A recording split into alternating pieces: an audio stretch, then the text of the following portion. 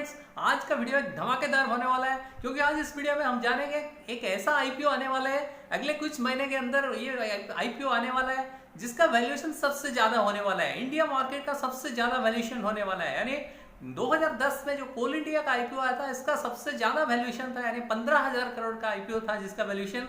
लेकिन ये जो नया आईपीओ आ रहा है इसका वैल्यूएशन करीबन $3 बिलियन होने वाला है, यानी करीबन 21,800 करोड़ का होने वाला है। तो आइए इस वीडियो में जानते हैं वो कौन सी कंपनी है जो आईपीओ आने वाला है अगले 3-4 महीने के अंदर।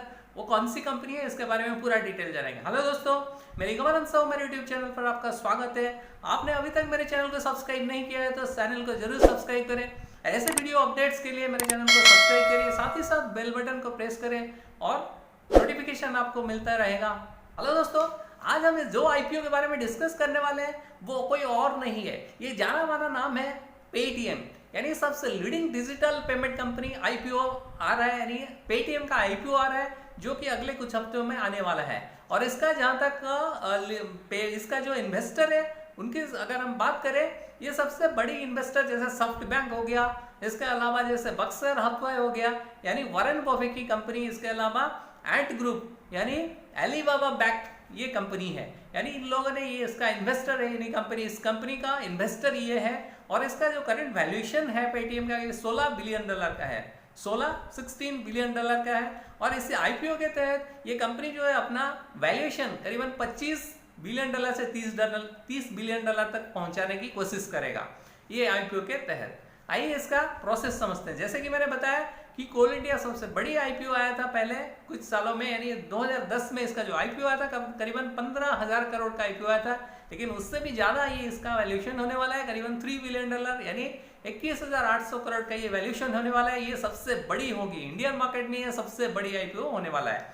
और इसका जो वैल्यूएशन है, इसका जो आईपीओ आ रहा है इसमें दो चीजें है, जो एग्जिस्टिंग इन्वेस्टर है कुछ हिस्सा वो बेच के निकल सकते हैं, और दूसरा कुछ नए आईपीओ नए इशू किए जाएंगे शेयर मार्केट में।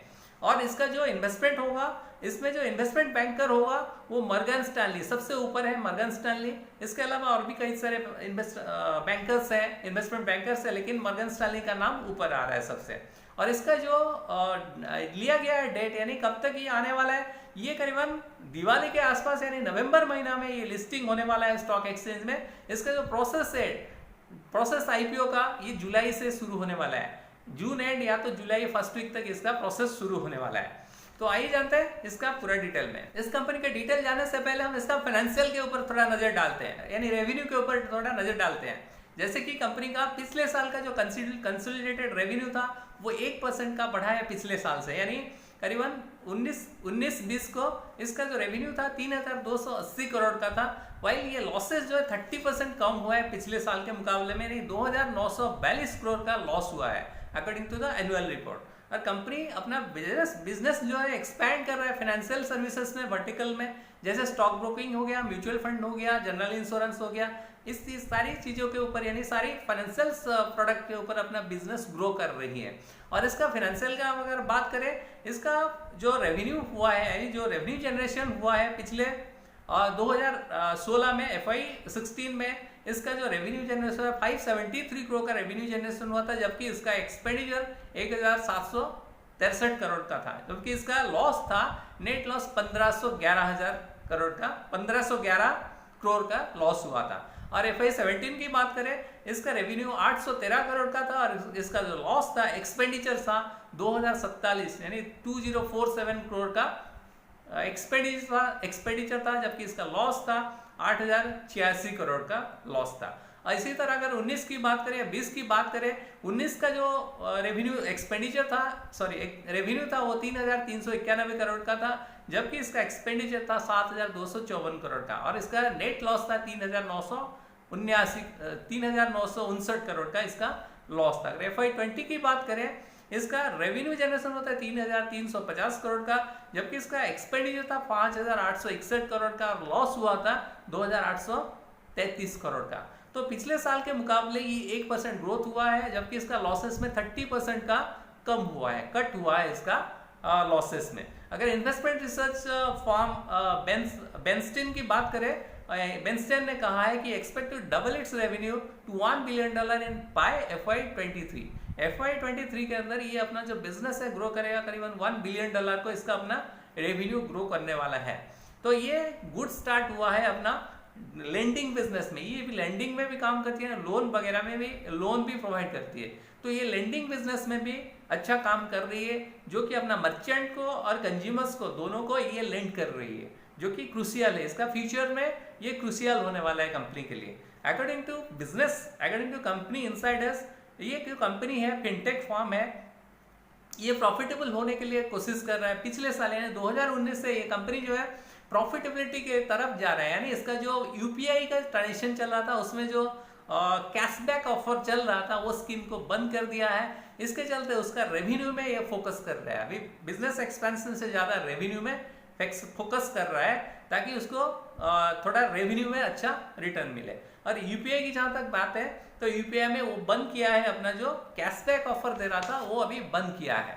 आइए इसका देखते हैं यूजर बेस और मर्चेंट का क्या डिटेल है। जैसे कि अगर FY18 की बात करें, इसका यूजर बेस 200 मिलियन था, जबकि 7 मिलियन था इसका मर्चेंट बेस। जबकि 19 में इसका 260 मिलियन का 260 का यूजर बेस है, जबकि बेस था, जबकि 12 मिलियन का इसका मर्चेंट बेस था। जो अगर हम बात करें FY20 का 300 मिलियन का यूजर बेस है और 16 मिलियन का आपका मर्चेंट बेस था। और FY21 की बात करें, 350 मिलियन का इसका यूजर बेस है, और जबकि 20 मिलियन का मर्चेंट बेस है। तो अगर साल दर साल देखा जाए तो इसका मर्चेंट बेस और आपका जो यूजर बेस बढ़ रहा है। और आइए जानते हैं इसका फाउंडर का डिटेल, यानी कंपनी का फाउंडर कौन है, इसके बारे में जानते हैं। जैसे कि एक नोएडा बेस्ड कंपनी है, और ये विजय शेखर शर्मा, मिस्टर विजय शेखर शर्मा जिसका फाउंड किया था, जो फाउंडर है, उनका कंपनी का नाम 197 कम्युनिकेशन नाम पे है। यानी इसका जो पेरेंट कंपनी है 197 कम्युनिकेशन, पेटीएम एक ब्रांड है। तो ये प्राइवेट लिमिटेड कंपनी है। ये किसके साथ कम्पीट कर रहा है? ये कम्पीट कर रहा है फोन पे ये एक जो है वॉलमार्ट बैक कंपनी है फोन पे, और इसके साथ गूगल पे के साथ ये कम्पीट कर रहा है। इसके अलावा अमेजन है, और इसके अलावा व्हाट्सअप, ये सारे कंपटीटर है इसका। ये 12% मार्केट शेयर है इसका। ट्रांजैक्शन यूपीआई ट्रांजैक्शन भी है, 12% मार्केट शेयर है FY21 का according to Bernstein note. Okay, तो आइए जानते हैं इसका एक्सपेंशन प्लान। आइए इसका एक्सपेंशन प्लान समझते हैं। जैसे कि ये एक पेमेंट बैंक की तरह काम कर रहा है, तो ये पहला बिजनेस इसका पेमेंट बैंक है, लेकिन ये धीरे धीरे अपना एक्सपेंशन हर किसी फाइनेंशियल सेक्टर में कर रहा है। जैसे कि हम अगर बात करें, ये प्लेटफॉर्म जो है मोर देन पेमेंट की तरह काम करेगा। जैसे कि full fledged financial services company में बनने वाला है। ये विशेष सूत्र से ये पता चल रहा है कि ये फुल फ्लेज्ड फाइनेंशियल सर्विसेज में जाने वाला है। जैसे कि ये पेटीएम आरबीआई में अप्लाई किया है, लाइसेंस किया है to set up a proposed new umbrella entity, यानी इसको NUE बोला जाता है, जिसके तहत ये क्या करेगी, डिजिटल पेमेंट्स में न्यू अम्ब्रेला एंटिटी के लिए ये आरबीआई में अप्लाई किया है अपना। It has join hands with IndusInd bank के साथ टाइप किया है, ओला फाइनेंशियल सर्विसेज के साथ, Suryoday small financial, Zeta, Centrum finance and ATM service provider EPS के थ्रू ये जॉइंट वेंचर किया है, जिसके तहत ये सर्विस प्रोवाइड करेगी, यानी NUE सर्विस प्रोवाइड करेगी। ये लाइसेंस के लिए ये अप्लाई किया है कंपनी ने। उसके अलावा हम अगर बात करें, जैसे कि Paytm wants to convert payment banks into a small finance bank. ये जो पेमेंट बैंक का दर्जा भी मिला है आरबीआई की तरफ से, इसको एक स्मॉल फाइनेंस बैंक में कन्वर्ट करने की इसका रहेगा। आगे का प्लान ये है। तो it could start A lending directly, so that ये क्या करेगी, डायरेक्ट लोन दे सकती है अपना जो क्लाइंट है उनको डायरेक्टली ये लोन दे पाएगी। लेकिन अभी जो पेमेंट्स बैंक है उनको बाढ़ किया गया है, इसीलिए ये अभी उपलब्ध नहीं है इसमें। पेटीएम में उपलब्ध नहीं है। तो ये अगर स्मॉल फाइनेंस बैंक में कन्वर्ट हो जाता है तो ये फैसिलिटी डायरेक्टली ये कर पाएगी, यानी डायरेक्ट लेंडिंग ये कर पाएगी। तो कंपनी अप्लाइड फॉर, इसके अलावा IRDA भी अपना रेगुलेशन, जो IRDA होता है, इसको लाइसेंस के लिए अप्लाई किया है, ये इंश्योरेंस बिजनेस में आने के लिए। जैसे कि जनरल इंश्योरेंस में ये पिछले कुछ दिनों ये रहेजा QBE कंपनी को ओवरटेक किया है, ये कंपनी को टेक ओवर किया है, जिसका वैल्यूएशन करीबन 568 करोड़ में 2020 में इसको टेक ओवर किया है। और ये अप्रूवल अभी तक नहीं मिला है, लेकिन ये जनरल इंश्योरेंस बिजनेस में आ रही है। आने वाले समय में ये जनरल इंश्योरेंस बिजनेस में आ रही है। और इसका जहाँ तक आईपीओ आ रहा है, ये मल्टीपल, जैसे कि इंडियन मार्केट में मल्टीपल स्टार्टअप्स है, वो सबका आईपीओ आ रहा है। जैसे कि जोमेटो की बात करें, जोमेटो भी अपना आईपीओ अप्लाई किया है, आरबीआई में, सेबी में अप्लाई किया है, वो भी जल्द आने वाला है मार्केट में। तो ऐसे स्टार्टअप्स आगे भी बहुत सारे आने वाले हैं। तो ऐसे जैसे कि मैंने बताया कि पेटीएम एक सबसे बड़ी आईपीओ होने वाली है, सबसे वैल्यूएशन में सबसे बड़ी आईपीओ होने वाला है। तो ऐसे वीडियो अपडेट्स के लिए मेरे चैनल को सब्सक्राइब करिए। अगर मेरे वीडियो आपको पसंद आते हैं तो लाइक शेयर करना ना भूलें। So thanks for watching my video.